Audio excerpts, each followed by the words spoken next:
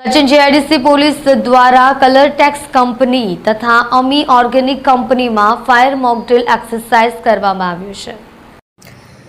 ज्वलनशील गैसની तीव्रताને ધ્યાને રાખીને સચિન જેઆઈડીસી પોલીસ દ્વારા કલર ટેક્સ કંપની તથા અમી ઓર્ગેનિક કંપનીમાં ફાયર મોકડ્રીલ એક્સરસાઇઝ કરવામાં આવ્યું છે।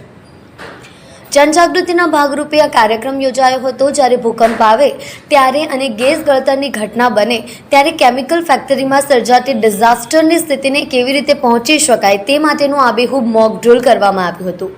સુરત જિલ્લામાં રાજ્ય લેવલની રસાયણ ઔદ્યોગિક કલર ટેક્સ કંપની તથા અમી ઓર્ગેનિક કંપનીમાં એલપીજી ગેસ લીકેજનો સિનારિયો ઊભો કરવામાં આવ્યો।